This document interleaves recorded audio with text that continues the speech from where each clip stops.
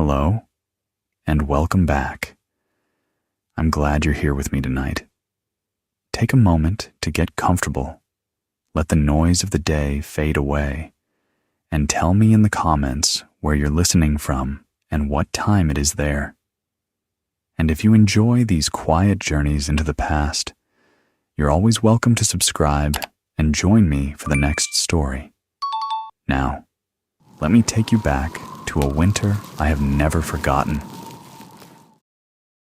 The sound I remember most clearly from that winter was not the wind or my younger sister coughing beside the fire. It was the quiet click of the iron pin as Mother locked our food chest each evening. Everyone heard it. That sound meant the day's eating was over, and no matter how hungry we became during the night, the chest would remain closed until morning. I was 10 years old then, old enough to understand that food could run out, but still young enough to believe the adults would somehow find more. During summer, our farm had seemed wide.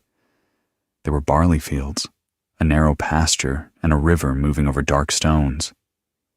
In winter, all of it vanished beneath snow, and our world became no larger than the longhouse.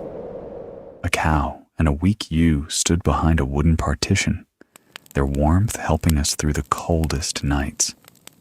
The air smelled of smoke, damp wool, dried fish, and animals.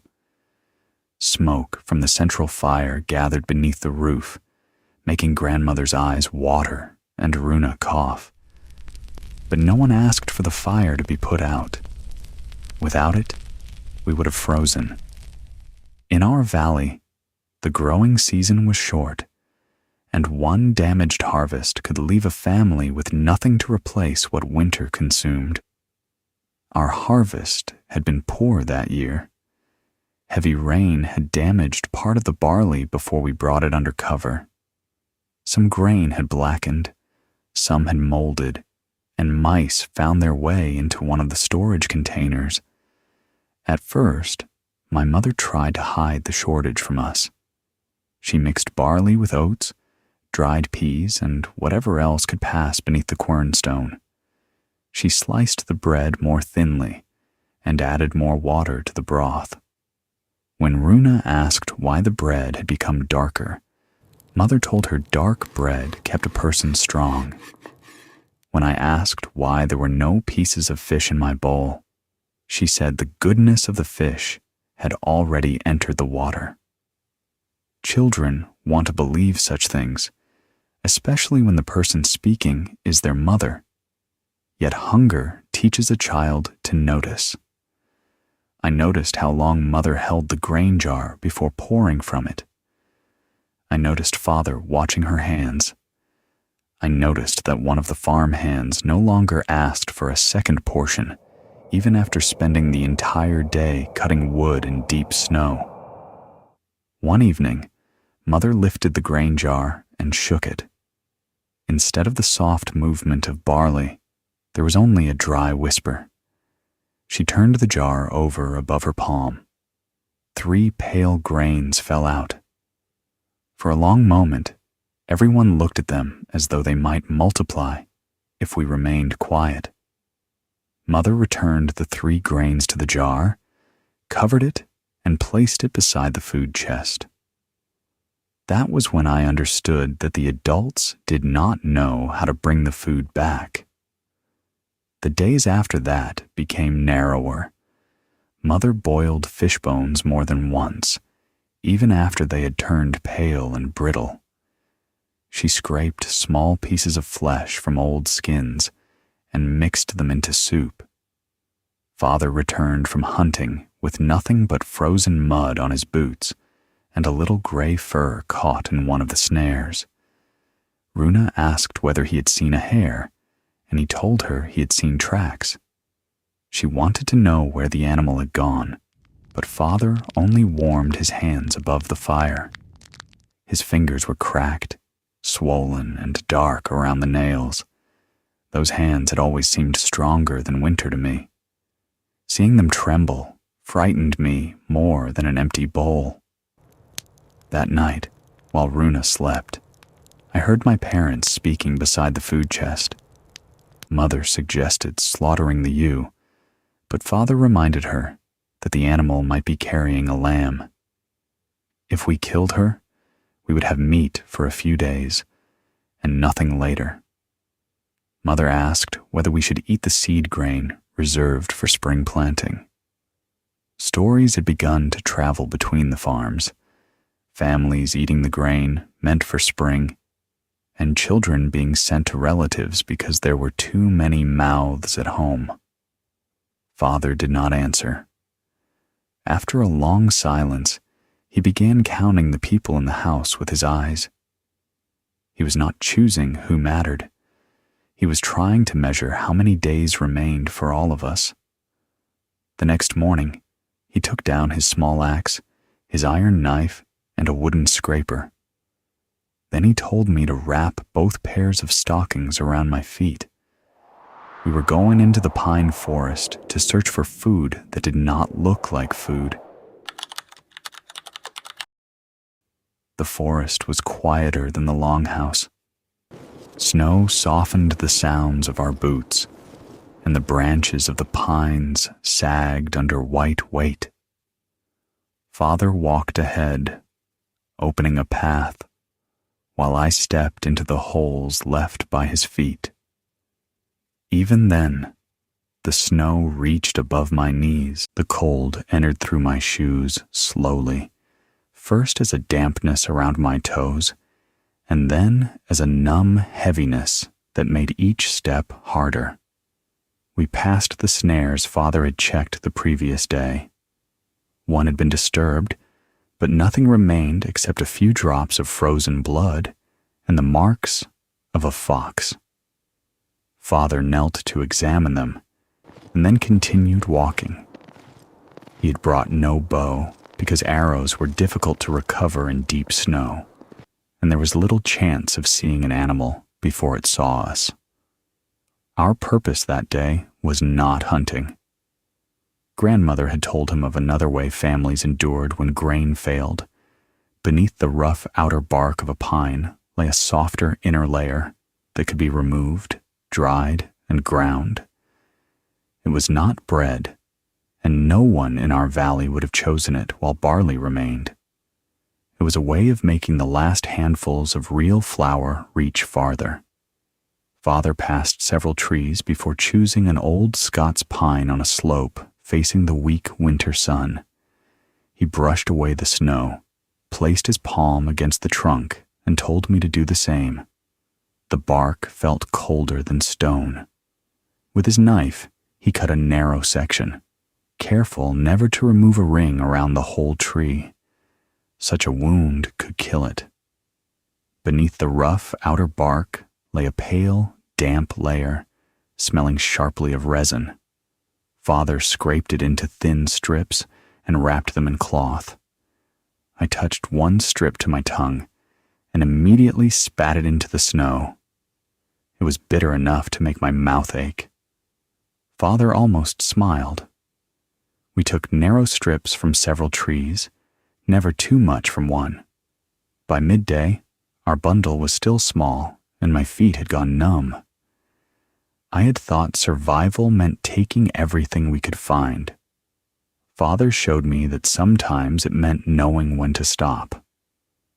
Inside the longhouse, Mother received the bark without disappointment. She seemed to know how little we would bring. Father and my brothers scraped away every piece of hard outer bark, leaving only the paler inner strips. Mother placed those strips in warm water, soaked them, and changed the water more than once to remove some of the resinous bitterness. She did not claim that the process made the bark clean or sweet. It only made it less difficult to eat.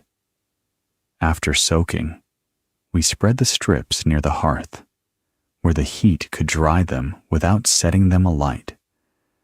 For 2 days, I turned them while they curled and hardened. the cow stretched its head through the partition and tried to reach them. Runa pushed its nose away and announced that the bark belonged to us.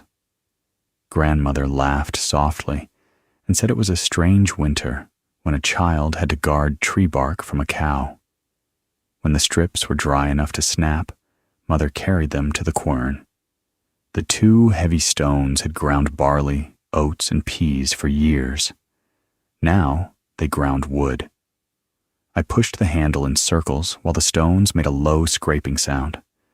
Coarse gray-brown meal collected along the edge. It contained fibers and tiny grains of stone worn from the quern itself. Mother ground it again and passed it through a woven sieve, returning the largest pieces to the stones. Nothing was discarded. When the bowl of bark meal was ready, Mother opened the cloth bag holding our remaining barley flour. There was so little that the pale grain disappeared as soon as she poured it into the darker mixture. She added warm water, a little sour whey, and tiny pieces of dried fish scraped from old bones. The mixture became a heavy paste that looked more like mud than dough.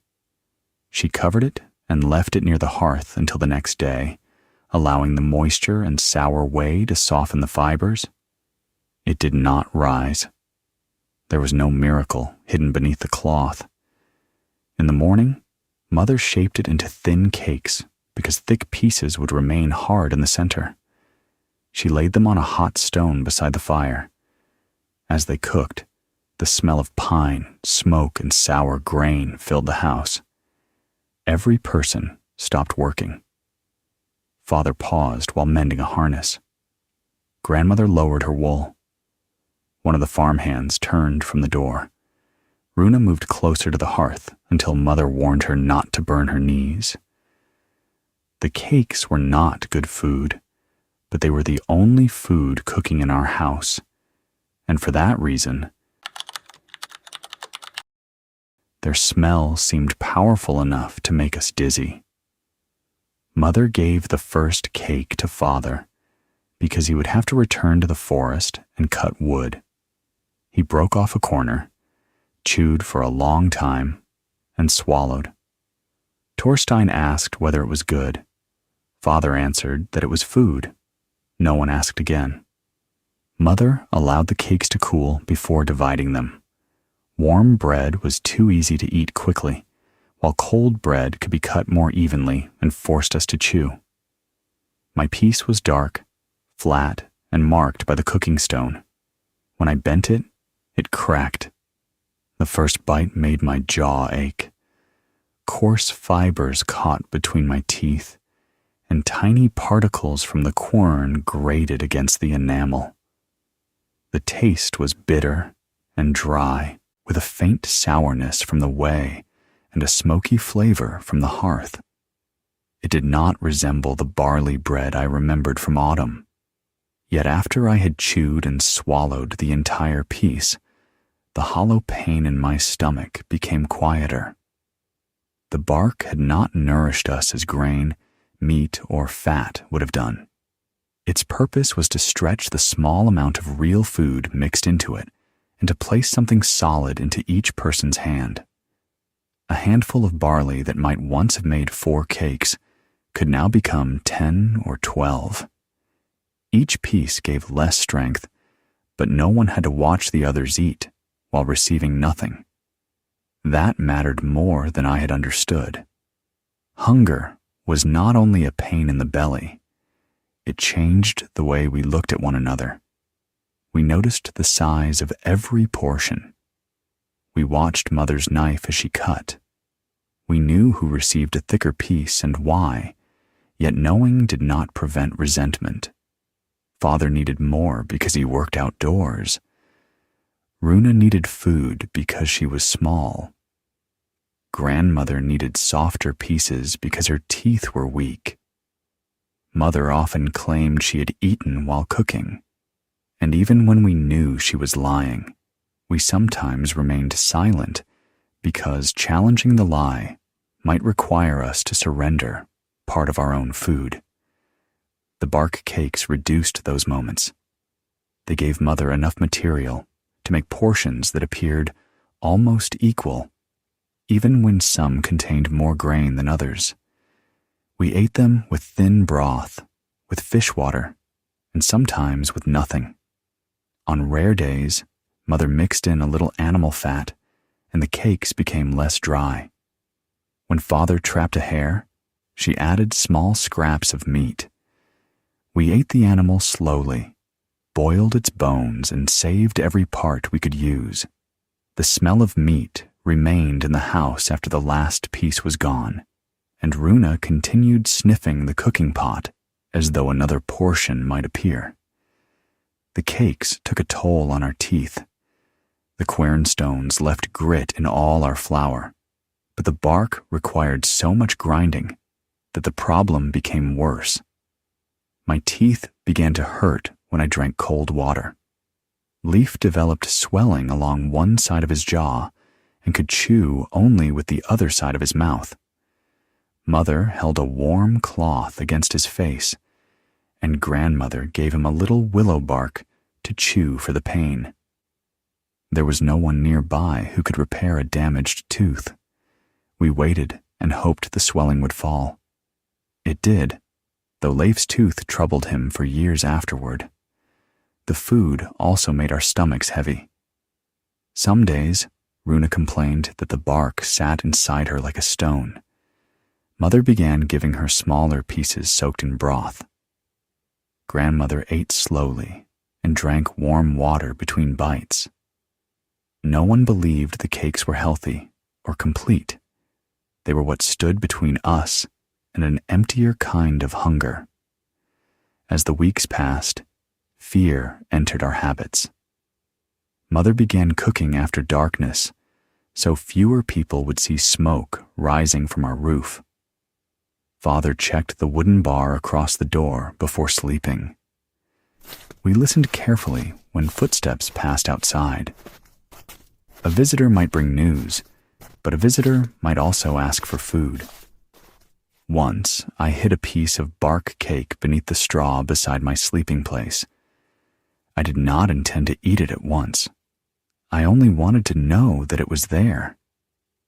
For 2 nights, I touched the hard edge before falling asleep. On the 3rd morning, Mother discovered crumbs. She stood beside the bedding with them in her palm and asked no questions. No one looked at her. Finally, I admitted what I had done. I expected anger, but she sat beside me and said that she was afraid too. Then she placed the crumbs on my tongue one at a time. Food hidden in straw, she told me, fed mice. Food counted at the table fed people. Her calmness made my shame worse than punishment would have done. After that, I no longer hid bread, though the desire remained. The night I remember most clearly came after another heavy fall of snow. Father, my brothers, and the farmhands had spent the day clearing the roof before its beams gave way beneath the weight. They returned wet, pale, and exhausted. Mother opened the food chest and found one small cake and part of another. She cut them into pieces for Father, Grandmother, my brothers, the farmhands, Runa, and me. Then she brushed the crumbs into the cooking pot and sat down with nothing in front of her. I asked where her bread was. She said she had eaten while cooking. It was the lie she used whenever there was not enough. On other nights, I had allowed her to say it.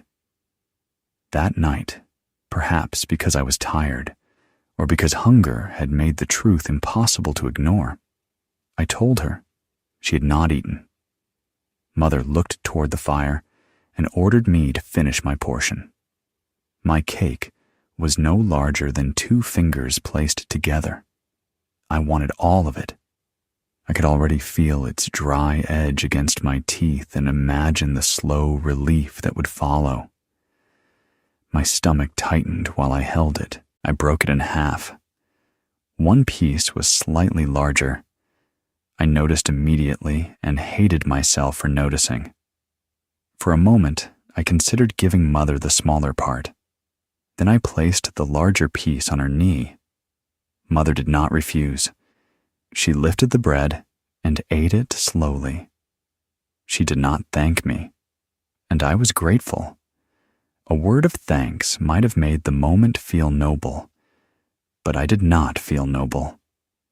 I watched every movement of her mouth and regretted giving away the food even while knowing I would make the same choice again.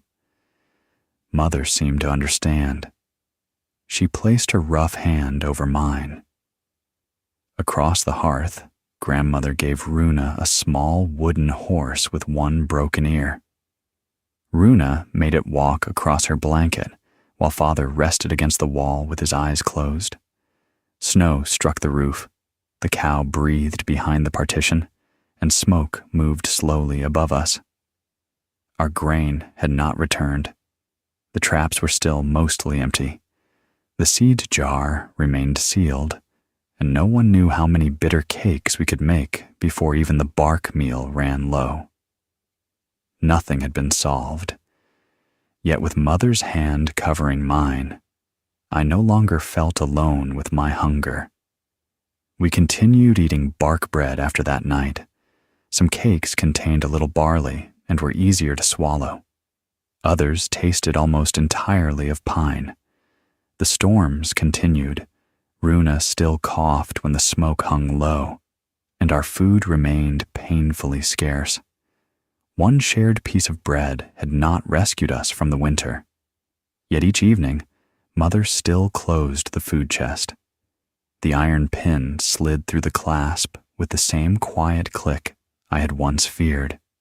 Before, I had heard it only as the sound of food being taken away. Now I understood that it also meant something had been saved for morning. That night, the fire lowered into red coals. Father slept near the door. Grandmother rested beside the hearth, and Runa held her wooden horse beneath her chin. Mother's hand remained over mine until I closed my eyes. The winter was still waiting outside, but everyone beneath our roof had eaten something, and a little had been kept for another day.